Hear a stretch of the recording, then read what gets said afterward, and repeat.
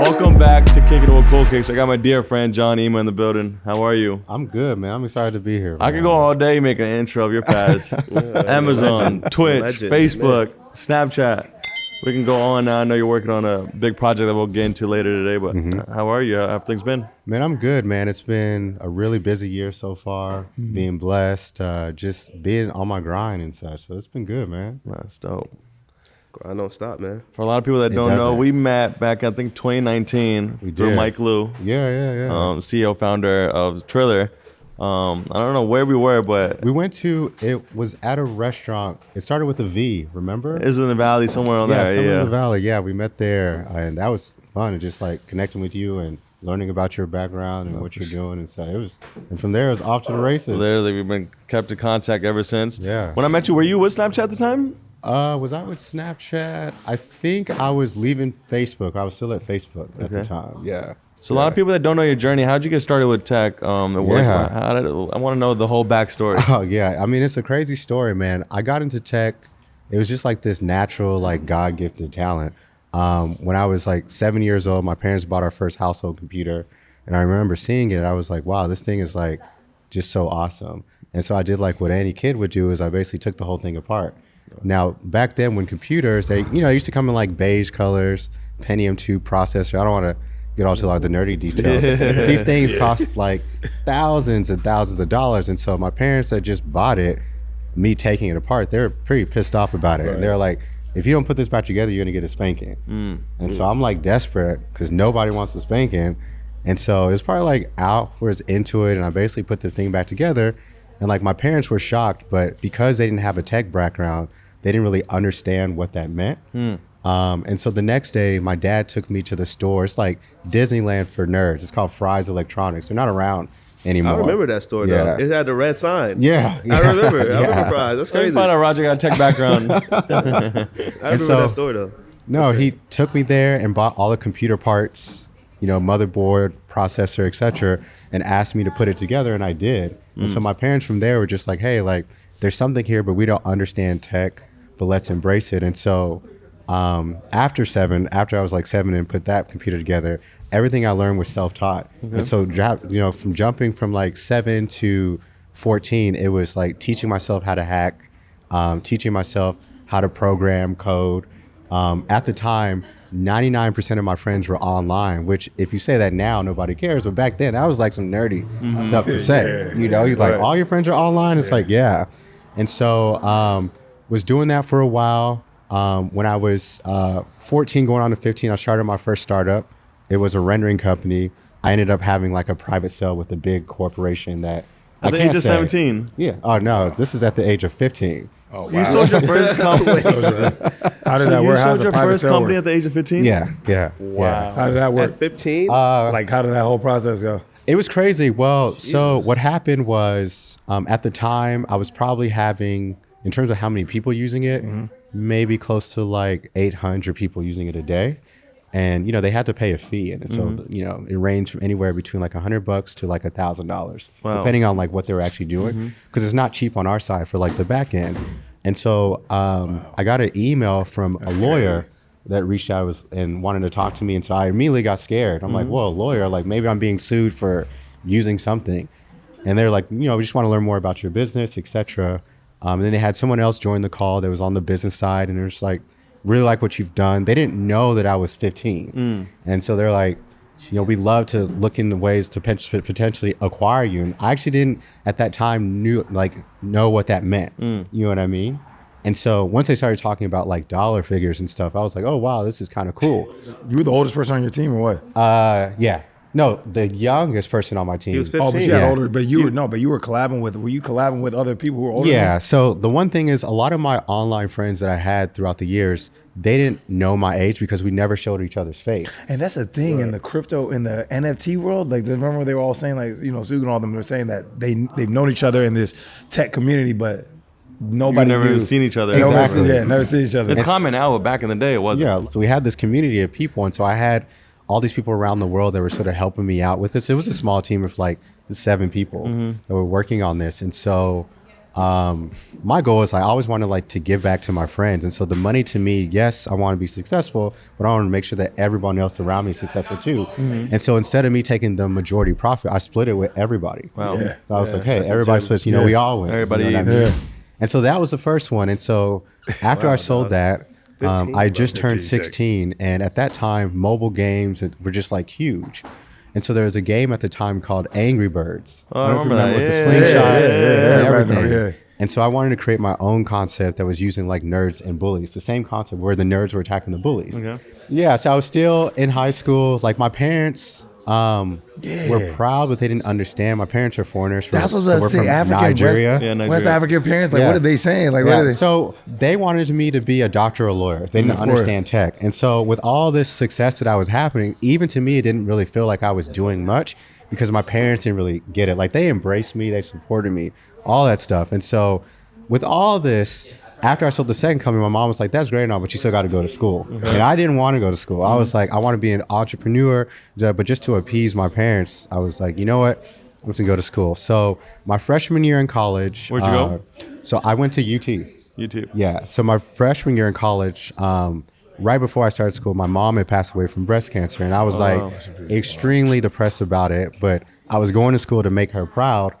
While I was in my dorm room, it's probably like maybe like month 3 or month 4 in, I was making a lot of money from fixing people's computers, anything they had. They used to call me the CPU man. They had all these like names for me and so forth. And so Samsung actually came to my school because they had like a career day. And some students were telling them about me. And so they came to my dorm room and basically offered me a job at the company. I'm like, hey, I just started school as a freshman. They're like, oh, it doesn't matter. You can still work for us. We'll help out with your school. And so I became like one of the youngest employees in the United States to work at Samsung and help basically create today what is the Galaxy phone. Really? Yeah. So I worked on that. That was you. Yeah. I see my face on this camera right now. Right. So I'm over here quiet, dizzy. You won't go on. It's inspirational. So I did that for a while. Was working on that. I mean, it was cool. Even being at like the launch and watching people walk into like AT&T and grab their phone and be excited because we were competing against like the iPhone.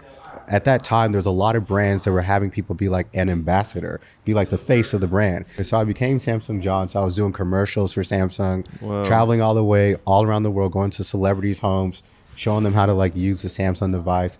That's how I also started to create my network with people. And as you know, like your network is your network. 100%. You know what I mean? And so it was like crazy going to these people's houses. They would see like this young like black kid and they're like, and I'd have all this knowledge and instantly they'd want to be my friend because they'd never experienced that before. Yeah. So I was doing that for a while. And then as I was traveling to San Jose, there was a company by the name of Take-Two Interactive that reached out to me and they're like, hey, we heard about what you've been doing at Samsung and like your reputation. We want you to come work for us.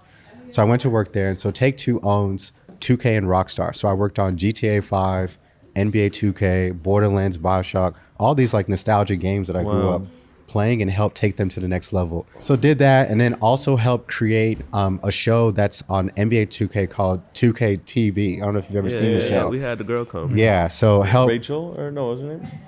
Yeah, Rachel. Yeah. Yeah, so basically like help concept the show, build together the show, like the stage, how it was going to work in the game, etc. So I was doing that for a while. One of my friends was starting a company that he reached out to me that he was a part of about people watching people play games. And so when he told me the concept, I was like, nah, this doesn't really make sense. Like things are going well here at Take-Two, etc. And then one of my nieces, we went to her birthday party and it was at Chuck E. Cheese. That's my childhood. Chuck E. Cheese has the best pizza, by the way. Oh, greatest legendary pizza. Everybody said that. Can't go wrong with that. Everybody said that. For sure. And so while I was there was like a group of kids gathered around this kid playing DDR. I don't know if it's like this Dance Revolution. And so like the arrows you're hitting. Yeah. And so immediately when I saw that, I was like, okay, this is what he's trying to create. And so the company's called Twitch. And so ended up basically joining Twitch, being an early employee and helping build a lot of things. You were super early then. Yeah, very, very early. Yeah, before we got acquired by Amazon for $1 billion and so forth. So did that for a while. That was like one of the most fun jobs I had. Like all the jobs I had was fun, but Twitch, when you first started working there, you'd have like your corporate computer where you do your work on. Then they also let you decide what you wanted to game on. So you're gaming at work. So I'm like, okay, I got the console here. I got the PC here, and like everybody there was a gamer at the time. And so it was just fun. And like that time we had a hard job because at the time YouTube was the dominant platform. And so teaching all these companies to go live was like a stepping stone for them. And they didn't get it. And our metrics were different because when you talk about like video views, it's all about views. With live streaming, as you guys know, you go live, it's there's a number of people tuning in at the same time. And so we had to like educate this new audience. So was doing that for a while, and then were you there when it got acquired? Yeah. Oh, you were. So there I got acquired. So I left maybe about 2 years after we got acquired. And Amazon acquired it for $1 billion? Amazon acquired for $1 billion. And it was fun. Like Amazon was very, very hands off. They would like check in and send people to the HQ we would meet with. You know, they want to make sure that they can get their investment back, etc. Did that for a while, and then Facebook reached out to me about joining. Wow. And so I got to work on a lot of like cool things at Facebook, from like the Facebook app, Instagram, What was your role Oculus, there at Facebook? gaming. It was like a combination of like strategy, business development, etc. So I started off my career as an entrepreneur / engineer, but I wanted to learn all aspects of it. And so every role that I've had throughout my career has been a little bit different, but that's been intentional because I just wanted to like be the expert at all these things selfishly. So I worked at Facebook for a while. I was there for like almost 4 years. Oh, 4 years. Yeah, almost 4 years. Did you have any good relationships with Mark Zuckerberg? So we used to meet with Mark, got to meet with Cheryl. That was cool. My first interaction with Mark was we actually bounced into each other.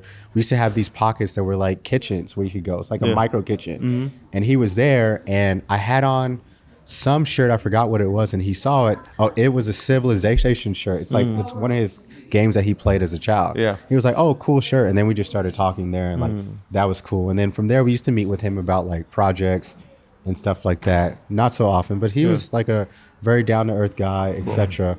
One of my most embarrassing moments at Facebook was you could allow people to come there and give them tours of like the facility because everybody wants to go and see like the main campus, eat free food, all that stuff. And one of my friends, while you're there, you're not supposed to take pictures of Mark, anything like that.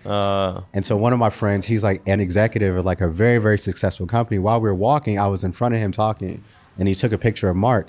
And within seconds, we were like surrounded by people that were security. And I didn't even know what was going on.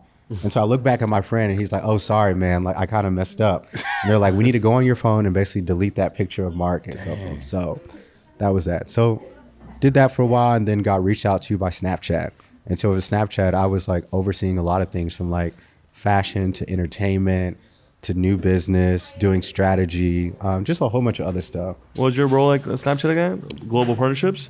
Global partnerships and strategy. Also working on like new products. At the time, Snapchat had a lot of challenges, you know, just like most of these social media platforms is you want people to use the app every day. And so with like, you know, some of the competing platforms also doing similar things like Snapchat, you have to basically increase your offering. And so we introduced things like games and so forth into the app as a way to sort of differentiate ourselves, but then also get more people to use the app and such. So did that. And then now I'm currently working on this project. We've raised about close to $40 million. We're getting ready to announce what's in the technology space, and then advising for a lot of different things like NASA. And the list goes on. You're advising for NASA? Yeah. Wow. Yeah. So, Wow. I feel like you just painted a movie for me. Yeah. That needs to be a movie. Your story needs to be a complete need to document movie. your You know journey. what's crazy though, man? I think the thing that stuck out the most is that I think it needs to be you and a whole bunch of other West African people who are in the tech space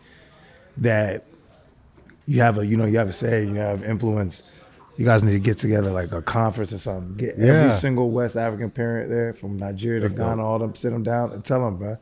Like straight up, it's like a lot of them. The problem is that they have these kids that want to go do what you want to do, do this, do that, but they're confined to just one or two. Lawyer, doctor. We talked about this on the last podcast. I think it's an issue though, because a lot of kids go through issues where they might have your mind, John, but they're scared. It's like, oh, for sure. My parents are paying the $22K a year for University of Texas, so I gotta go. No, I gotta do this, man. It's not what I want to do, and then I'm a victim of that. I'm a victim of somebody who parents say you gotta do this, you gotta do that. Then you're there. I'm struggling. I'm going through all of this. At the end, I'm like, man, I don't even want to be a doctor.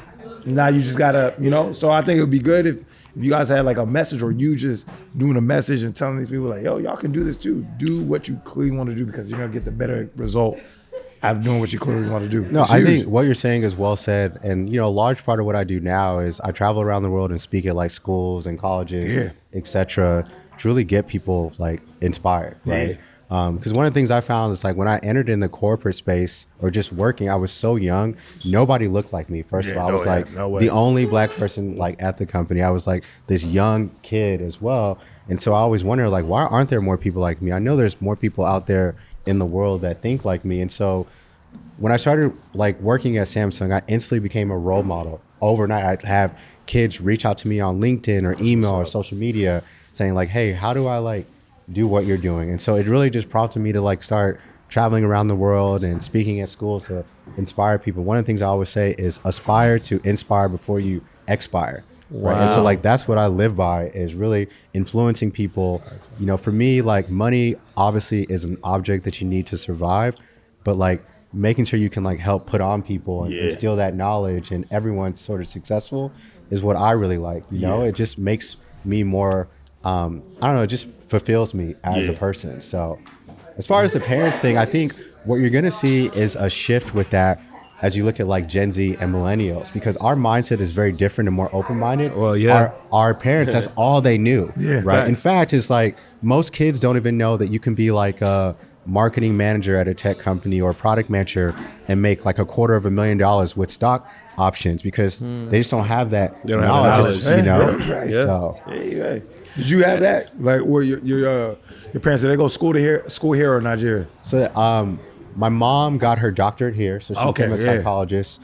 My dad went to school in Nigeria, but I think he went to some school here as well. So that makes, also that's a make or break too as well sometimes. Like it's a really good game. Oh, for sure. For a lot of kids. For sure. For a lot of first generation kids whose parents, didn't even go to school. No, absolutely. Yeah. And like for me, man, like don't get me wrong, like I support being a doctor or a lawyer. Nothing wrong with that. That is a great job. No, it's nothing wrong with that. Me and Kenny actually, we graduated trying to be doctors. Yeah, bro. oh, really? Yeah. We was pre-med biology, both of us. Oh, wow, that's crazy. I ended up getting my minor in chemistry. Look what we doing now. So there's nothing wrong with that. Yeah, Did actually was going to go down that path too. I was pre-dental. He's pre-dental, yeah. So there's not. Sometimes you got to just choose your it just was not for me. It wasn't for me. Like I love to really. help people, but just not in that way. You know what I mean? Like I just don't like dealing with like blood and cutting people up. It just wasn't my thing, Yeah. Let me go just fix the computer, man. Let me take it apart and put it together, dog. I have a question. Honestly, do you like remember how to take it apart, or was it like a handbook or something? So like everything that I learned throughout my entire career has always been self-taught, right? That's I've always crazy, been like dog. someone that just had this like thirst for knowledge. So I would go on like YouTube or just like read books, etc. And so for me, taking apart computers became something that was natural for me. So I first started. That's natural. That's crazy. And then like a lot of my cousins were going to med school and going to be like a nurse, etc. I would build them computers to go to college, and they would take that with them, and it'd be like customized. If they were a woman or a man, it could be like pink or whatever the case may be.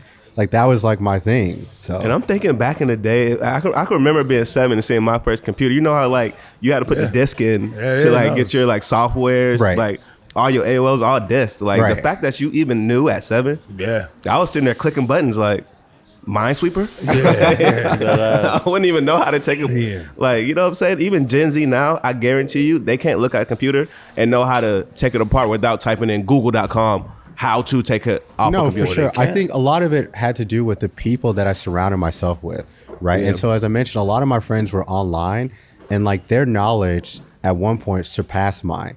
And so like they'd say a lot of things that I didn't know. And so to keep up with them, I'd have to like Google terms or research what they were talking about. And then the next day act like I knew what I was talking about. And then that acting came into something that I actually knew what I was talking about. And so that's why I think it's really important to like, if you're trying to be an expert at something, is really surround yourself by people that know that. I know what I mean? This is what, 1998, right? Huh? 1998? Yeah. So when you say online, what do you mean like this is the age of where the internet was coming? This is before, this is actually like dial-up, right? Like group Yeah, chats, huh? so like So AOL, the AIM. ICQ, Netscape. That's crazy. Yeah, I all remember that AIM stuff. too. I remember that. What was your That's AIM name, good. Kenny? Huh? What was your AIM name? AOL, Mine's like Baller for Life for 23. K-Baller 703. K-Baller 703 was Mine was my AIM. RLT Streets. because RLT stand for Rowlett, which is where I'm from in Texas. Yeah. And then Streets because I love to be outside and play basketball. Yeah. So that was like my name That's that I just crazy. went to. Yeah. For all the kids out there, man, y'all missed a time. Y'all don't know. No cell phones or nothing. You just knock on your boy's door and be, let's go hoop. It's Exactly. not even that. It's the dial-up. It's the dial-up internet. And then your mom, my mom come on the... Yo, I need Kenny, the internet. get off the internet. No, but I don't know if it was like this for you guys. Is sometimes when you would get calls, it would knock you off the It'll knock internet. me off. They'll knock you off the internet. Yeah. John, I gotta ask you a question. How do you feel about Chat GPT? Chat GPT, I think right now we're going through a phase right now on the internet that AI is going to revolutionize the world. And so when I think about AI, it's going to be complementary to what we do as a human being.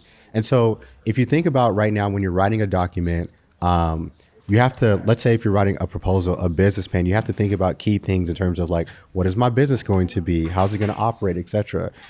AI comes into play to where it can answer those questions for you based on what you feed it back. So think of it as your own personal assistant to your day-to-day needs, right? And so for me, Chat GPT is awesome because you can use it in many ways. The key thing is you have to basically understand what you're asking of it.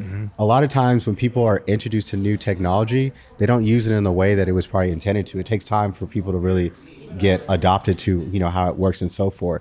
And so, for example, Chat GPT can make the most difficult tasks like easier than versus something that would take you hours to do. You can do it with a matter of seconds, right? So I think it's good. I think AI right now is everywhere, right? ChatGPT is just one of the many AI companies that are popping up. I see a lot of ads right now when it comes just to AI, just for like the simplest thing, like, hey, I want to make a short video, right? Right. There's AI, literally, Right. you put the long form video into it, and it makes it a short, because you know how like, but it's like just even minute of that, like, I want to put. Do you think that will affect society in a That's negative what way? I was going to Because ask. the technology might get That's too what I wanna powerful know. where it might just affect humans. Yeah, so I think it's a good question. I think a lot of times when people say that, it's based on what you consume, the type of content. So if you watch movies like Terminator, etc., people immediately Black get Mirror scared. episodes. But if you take a step back and you look at where technology's come, think about the actual remote control. The remote control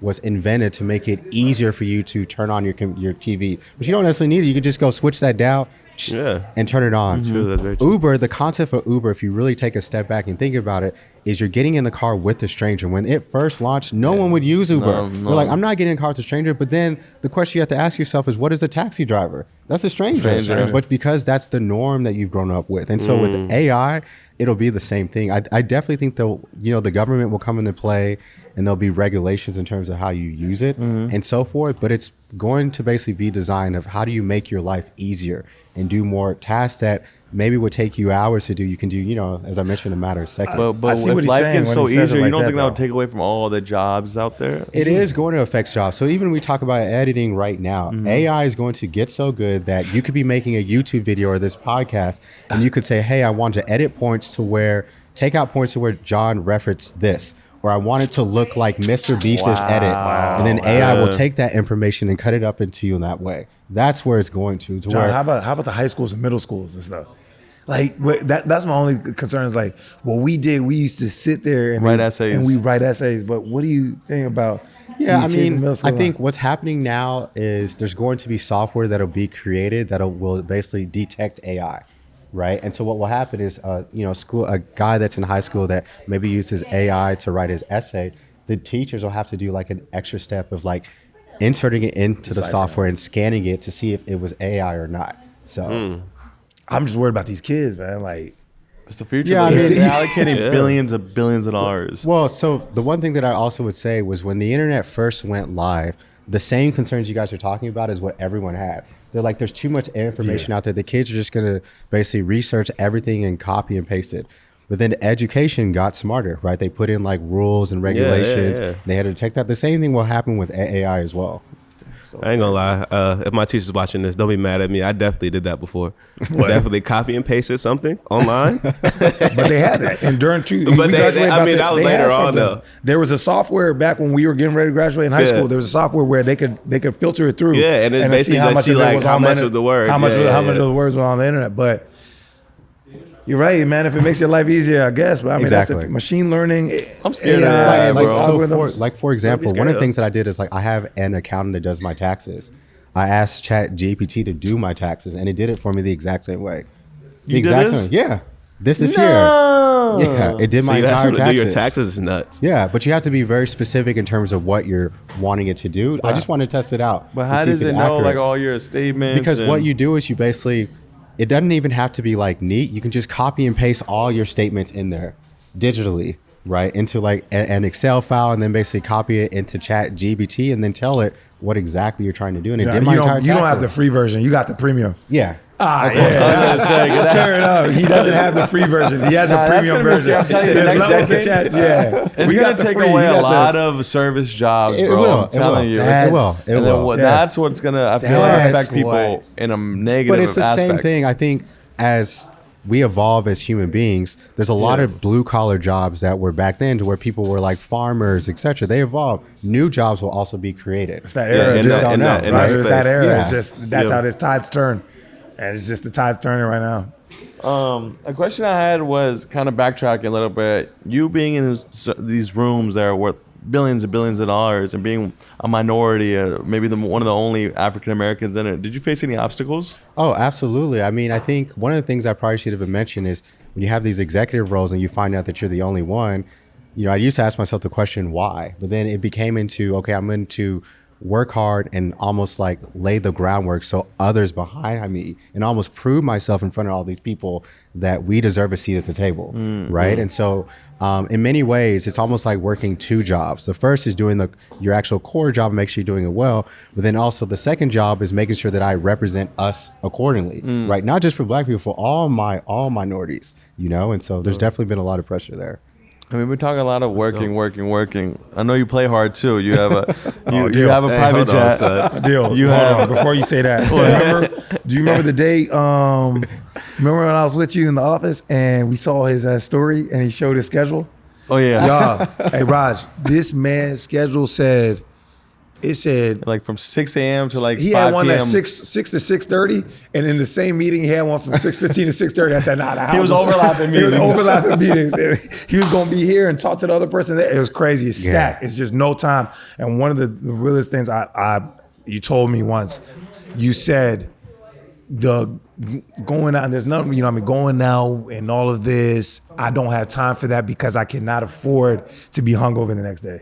Yeah. Because you're remember sober, he right? said You don't that? drink. Yeah, I don't drink. I don't smoke, which there's nothing wrong with that. There's it's just nothing not wrong me. with that, but he It's said I not can't me. afford to be hungover the next day. And I thought about it. respect You that. look at that schedule. How can you Because it afford to messes be your hungover? clarity up the next How? day. How? You can't focus. 3-4 I hours go of on your benders. day, you're gonna be hungover. You're over here talking about I'm in pain. I'm about to throw up. I'm this. You wasted 3-4 hours right there. Do you feel like the fact that you, at such a young age, you made that decision of not doing drugs or alcohol and stuff? Do you think if you had done that, you would have been where you are today? It's tough to say because like I have like sisters and brothers that certainly drink and have smoked and they've been very successful. Like my older sister's a doctor and so forth. But I think for me, my parents were extremely strict, like the foreigner strict. Like you couldn't have a girlfriend until you like get married and they approve them and stuff like that. And so, and I think what made my work ethic so strong was my parents used to fabricate the stories. They would talk about how they had to like walk to school in all white and wrestle a lion That's a meme. and have to That's like a- meet up a zebra. That's an And- African meme right there. They always talk about how they had to walk to school 5 miles to school. 500 miles to school and stuff. And so as a kid, you had no choice but to believe that. And as I gotten older, it actually made me proud of my parents. I'm like, wow, they actually had to sacrifice a lot for me. The least I could do is be successful. And you know, kind of going from there. That's crazy. That's crazy. So back to you now. You play hard.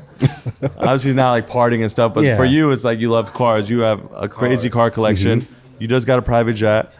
You've been traveling the world. So let's You said talk what? about. Yeah. Yeah, you got a private jet. I'm gonna be going places with. Yeah, talk about it, John. Let's talk about Talk that. about the jet. It's good. Talk about the for gas me, costs on the jet. Man. For me, when I'm traveling, most of the time it's for business, but I also try to incorporate like play where I have some fun. And so oftentimes if I am going somewhere, it's for like some meeting or to meet with someone, then I'll probably dedicate a day to do so. I got into cars during COVID because there was really like not much to do. And a lot of my friends in tech were like, hey, like let's go buy cars and like cruise around because we can't be near each other. And that's when I was like, oh, actually driving cars is actually not bad at all, you know. And so I just got into the car thing. What car did you buy? I think you brought it to the store. What car was that? Was it a Lambo? Yeah, I bought a Lamborghini and a McLaren 720 at the same time. Are you part of the Sunset Boys? You know, I call them the Sunset Boys. The dudes who meet up on Sunset and they just be driving. We kind of have our own. We kind of have our own crew. I'm talking like we the Fast and Furious or something, but we have our own crew that we just like can probably cruise around and float on the ocean or something. They probably got some new tech joint, dog. That's crazy. I remember when he got like, it was a Lambo, and you were like, you and the coworkers were like, let's just go buy a new car today, and everyone just bought it in cash. Yeah, I mean, it's wait, that's a real story. Yeah, this is a real story. You told me about this. Yeah. I mean, I'm not like a flexer. No. Yeah, I like to be like low key. You know, and most of the time I don't even drive my cars. Like I Uber, I usually get around. It just depends on where I'm going. So what'd you do today? Today, what did I do? I Uber. Regular. How do you choose that? Like, what makes you be like? It just depends where I'm going. Like every now and then I do like to drive, but I just like to be low key because I always want anyone to feel like they can come up to me and talk to me. You know what I mean? And so, and I just want everyone to feel like I'm just like them. Yeah. There's certain environments, especially in LA, I've learned that it benefits you, like your appearance matters. Yeah. I can't tell you how many deals I've been involved where I strategically drove my car, but I waited for the person to see me. Yeah. Because once they see me, they're like, yo, this man got it. We talk about this Deal talks about this theory all the time. Sometimes even if you can barely afford it, just do it because it'll open more opportunities for you that you will never get. Because perception is everything. If a deal wasn't for the deals and stuff, a deal would never would have bought a Rolls Royce. I would never buy it. I deal with him cool. But I knew the Rolls Royce, even the Maserati. But the Maserati, you put it outside the store, or you put the Rolls Royce out the store. The people just associating the store with the car and the social media, it just opens so many more brain doors. And I've gone through this just like that. Right there, success is what everyone wants in their own form. And so when people see a glimpse of it, whether it's like what you're wearing or what you're driving, immediately in their brain, they're like, I want to be a part of that. They don't even care about your backstory. And so oftentimes I would meet with people places and I would time it. I'm like, okay, we have to be there at 12. I know this person's probably going to arrive at like 12:10. And so I would pull up so they would see me. Immediately after I get out the car, they're like, John, let's do a deal. Right? he said it's so true, though. It's literally so true. Perception is everything. Because it builds curiosity. Like, damn, he's got, I know who he is, but now look, he has this Rolls Royce, or he has a Lambo. Now he's like more inclined to like want to work with you. Exactly. Because you're the 1% or you're 0.01%. Exactly. Wow, that's so crazy that you say that. Yeah, it works. You got to build strategy. I mean, these are things that I learned throughout the way. When I first started my career, it was all about working hard. But then as I evolved my career, it's all about working smarter. And so working smarter is like increasing my network. I'm always constantly evolving the people that are around me. Like I still have friends, but you know, one of the things that my mom used to tell me when I was a kid is she was like, all your friends are not the same. When you're a kid, you treat your friends all the same. Yeah. But you start to learn you have friends you do different things with, friends you do business with, friends you go to the clubs with, etc. But you have to constantly always evolve that circle of people around you, especially if you're trying to get to where you want to go. But then also making sure that you understand that you have to give value back. I think in LA, everyone wants to know like who you know and what you do, but there's no value that they give back other than you trying to help them get to the next level. So it has to be like this mutual exchange value. That's the thing with LA. Is it like that in tech though? Have you ran into those type of people in tech? In tech, it's not really like that. We're not really like tech is all about knowledge. And so people will size you up based on like what you know, right? Knowledge wise and such. And make sure you're talking about that. Once you like check that box, everyone wants to collaborate, right? Because we're always coming up with different ideas of what we want to do and so forth. Yeah, it's crazy. That's how it be. Tech will make the world go around. It does. And so if you don't speak, like I always tell people, I speak multiple languages. I speak Nigerian, I speak English, and I also speak facts. Tech is facts. If you don't speak facts, people don't necessarily like respect you. Nigerian, how often you go to Nigeria? The last time I went was like 3 years ago. I still have a lot of family there. Yeah. I'm trying to buy a house there, actually, so I can like go at least once a year and so forth. So that's the wave, like everybody's going out to like West Africa now. Absolutely. On December and just doing the same thing they do in LA. Yeah. Doing the same thing they do in London and stuff. It's interesting, man, because like when I was growing up, being African was not cool. You got made fun of. Now you're gonna need another podcast. No, I'm serious. Like I don't know what happened in the last 5 to 10 years, but like it used to literally literally be the roast of me. Crazy. They'd be You like, get yo. roasted. And the roasts were good too. I give people credit. They tell you African booty scratchers. Yeah, they're like, blah, your parents are naked. You guys eat tarantulas. Like, hey, John. Keep going. Oh my God, that one I'll never forget. People will be like this. Hey, yo, Kenny. Yeah. Or be like speaking in that click language. Yeah. But I will say this though, between I'm really proud of how much on the scene it is. People like Chance the Rapper, Vic Mensa, all these people are always in Ghana and Nigeria, blah, blah, blah. But you know what, man?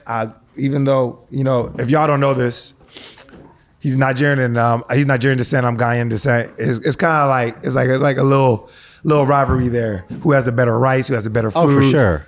These guys put on, I'll say Nigeria put everybody on to this new wave where everybody's trying to be in touch with the African roots.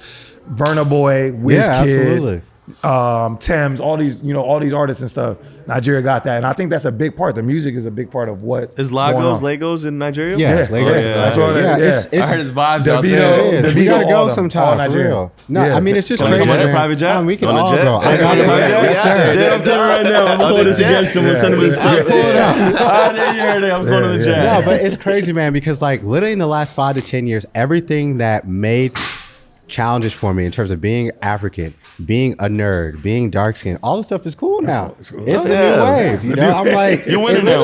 Literally, I'm like, hey, it's cool. Everybody. That's crazy that you said that, man. So, the number one thing is success, though, man. Success don't got no color. It don't got no face. It don't got no brain. If you see success, everything will gravitate towards you. That's just period. That's crazy. And people always ask me that, are like, are you successful? Do you think you're successful? And I know this is very I know with all the things that I've sort of mentioned, I would say no. And the reason being is because I know that I haven't reached my peak yet of what all the things that I want to do. And there's so many things that I want to do that impact this world. Yes, I basically have experienced success and I've done a lot of amazing things. But there's also still a lot of things that I want to do more. And like for me, giving back is really important, whether it's through knowledge, whatever the case may be. Like I just like to inspire people and help people out. That's why I'm always involved in like a lot of different things with people. There's like this black startup that was like my first black startup that I got to advise for. To me, that was important because when I was growing up, there were no black startups. And so I'm like, okay, let me help out there. So are you making any investments? Like what do you? Yeah. So, I mean, I used to invest a lot into startups, but what I started to find was a lot of startups would say that they don't want my money, my money. They want me to be involved in their startup. And so like time equates to money. And so a lot of the times it's like, I'll work with these startups on specific projects or tasks, or maybe even take an interim role to help them get to point A to point B. And that's more valuable to them versus me like investing a couple $100K or whatever the case may be. Your time is money, your connections, your resources. Yeah. Because it's more valuable. It's priceless. Yeah. It's like, imagine you like, you have your startup and then Elon Musk is like, do you want me to be involved in your startup and be a day-to-day role, or do you want me just to invest money, right? And so like in some cases, it may just be better to have him involved because him picking up the phone and calling someone, he can get to anybody in the world and so forth. So there's like, a lot of pros to that. Didn't think about that. Yeah, you got him on board. If you got Elon Musk on board, you just raise the money right there. Exactly. You can use him to raise money. That's kind of like that meme with Jay-Z. Remember? They're Dinner like, with would Jay? you take the $1 million or sit down? No, seriously, a 40-minute dinner with Jay-Z. Everybody was like, yeah, give me that $1 million. But it's just like, you never know those 40 minutes with Jay-Z. He might back your new startup and he now might make a startup. He might introduce you to Yeah. this person. He might introduce you to this man. Let me ask you a question though. But what if it's, I agree with that, but what if it's just 40 minutes with them? Like, I'm just going to take his dollars. And that's all? That's all. I'm taking $1 million. I'm not putting you on. I'm not co-signing your startup. I'm not co-signing your idea. Listen, I'm going to talk to you for 40 minutes. No, Roger, this is what I'm asking. I'm not asking you, what if this is it? Jay-Z's right here talking to you and he said, I'm giving you 40 minutes. Don't hit my phone after this. Don't hit my phone after this. Don't hire me. I'm not following you on Instagram. I'm just going to give you game, and that's it. You do it at a game, or I'm handing you the $1 million right now. What are you doing? All right, you said the parameters. That's kind of like, I'm of course I'm going to take $1 million. Jay-Z said, don't hit my phone. I'm not co-signing nothing. You can't. Also, don't tell the people I sat in the room with you or anything. But it's just, I'm giving you game. I'm taking $1 million. You taking $1 million? What kind of game? What kind of game? Is he teaching me how to make? He's teaching you how to do 40 million? How to make 40 mil. I'm taking the 40 minutes. Okay. If you teach me how to make $40 million, but over, I'm just talking about But then it's not the dollar amount. It's about the knowledge that I can pass on to somebody else to make. But how he's teaching you is he's telling you, yo, hey, listen, man, you got to get sharp, man. You got to get your mind right. All right, see, you're studying the most important. Kenny, I'm taking $1 million. Okay, if you only telling me what's my name, I ain't giving you no follow back yet. Ladies and gentlemen, we have our answer. No, but I think to your point, what's important is when you're trying to find success, it's really important to surround yourself, as I mentioned, by people that can help elevate you and take you to the next level. And so like one of the things that I found throughout my career, even like outside my sort of professional career, is one of the things that I didn't enjoy doing was actually like networking and meeting people. A lot of people don't know this about me, but I'm an introvert. I prefer to stay inside. I prefer to like be by myself. I told him so many times to come out. You don't want to come out. Like, I prefer to. But the moment I stepped outside and I went to an event or a party and I got to know someone, it equated to something much bigger. And I started to realize that I'm like, wow, you just go meet people. I went to a party last year. One of my good friends, Brian Sheth, he's like a venture capitalist. He has been begging me to come to his parties. He's like, you got to come to my party. I have to come to my party. I was like, okay, fine. And I went there and it was like the most exclusive party I ever went to. You had to sign NDAs. They took your cell phone. We walked in. Bezos was there. Beyonce. It was like everybody. It's like such a confined group of people that I was able to talk to them, get to know them, share ideas, and now they've become a part of my network. You know, that's how it is. I always tell people, get out your comfort zone and go meet people. Like CoolKicks wouldn't be where we are today if we never went out and networked. We would have just been another shoe store. Yeah. You know what I mean? Yeah. And you guys have such a huge brand. You got celebrities coming in here. And that's everything. all because we put a face out there for that. Adele, honestly, I kid you not, bro.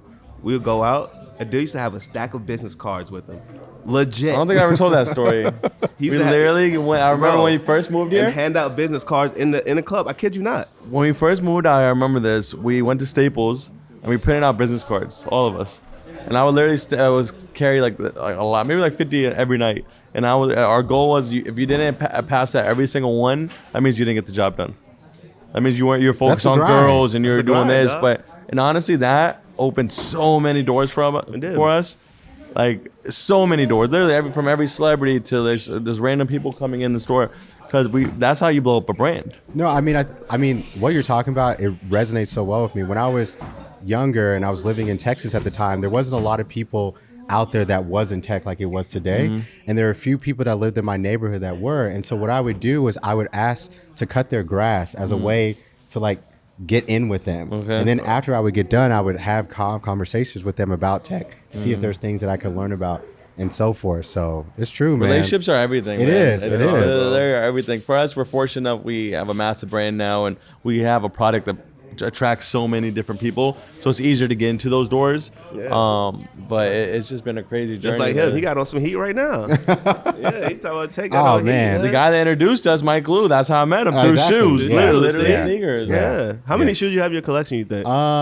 So I had You have an insane closet, by the way. It's bad, man. Actually, I did like an inventory count. Even saying that even sounds ridiculous. Inventory. Probably got an app for it too. So I have a storage where I keep a good chunk of them, but I'd say total now, because I gave a bunch away, maybe like close to 500 pairs. Shoes. Yeah, 500 pairs. Yeah.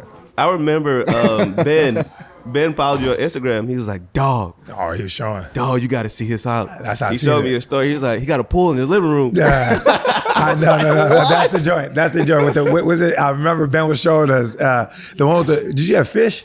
Yeah. Did you have like fish inside? Yes. Yeah. Fish, like, I can't even explain it. His IG stories literally inspire me. Yeah. I remember when you were bringing in all the furniture. You had like custom furniture from like all over the world being shipped in. Yeah. You should have seen his bed. It was like the craziest bed. How does that work? Do you got somebody who finds that stuff, or you do your own stuff? I design myself. So like a lot of the furniture, like I hired someone to put it together, but I designed it. But then most of it just came from like around the world or from like stores that are around here and stuff. So it took about a year because of COVID. Everything was on back order and stuff. So that's a blessing, man. Before we end this video on this podcast, it's been a dope podcast. Any words of advice for any up and coming person out there that's trying to get into either the tech space or just trying to make it? Yeah, I mean, I think the first point I would say is like the quote that I live by that I said, so aspire to inspire before you expire, is for me, it's all about going hard and making sure that you learn, so have more knowledge. And so I think a lot of people get unmotivated because they don't know the first step to take. But there's so much information out there in the world. It's just watch some videos, like get educated about what you want to do. But then second is surround yourself by people that are going to motivate you. When I first got into tech in college and Samsung offered me a job at Samsung in college, all my friends at the time hated on me because they were like, you're too young, blah, blah, blah. But in reality, that's what they were going to school for, was to get a job there. Yeah, right? And so I immediately knew that I had to like change my circle and be around people that were going to inspire me. And so I think with those things, and then also have goals. I'm like a huge goal person. Like I look at my goals every single day. When I wake up in the morning, they're on my phone and I look like, how am I tracking? It could be personal goals, it could be professional goals, etc. And so I'd say with those three things, those should start to attribute to success. Well said. I took some notes, man. My daughter is 1. I'm gonna make sure she get her computer done by 7. I got it. You gotta do it by 6, actually. Maybe by 5, brother. You know. Nah, appreciate you playing. Yeah, appreciate it. Johnny. Yeah, likewise. I can't wait to come back. No, for sure. You're always welcome. And remember, private jet to absolutely. We firing it up right now. Lagos. To everyone out there, hit the subscribe button. YouTube, Spotify, Apple. Shout out to Vocal. Shout out to everybody. We just topped 20,000 subscribers. Shout out to everybody that's been watching 10 million views. Right? Over 10.5 million views now. To everyone out there, thank you for kicking with CoolKicks. Peace. Peace. Appreciate it, man. That was good.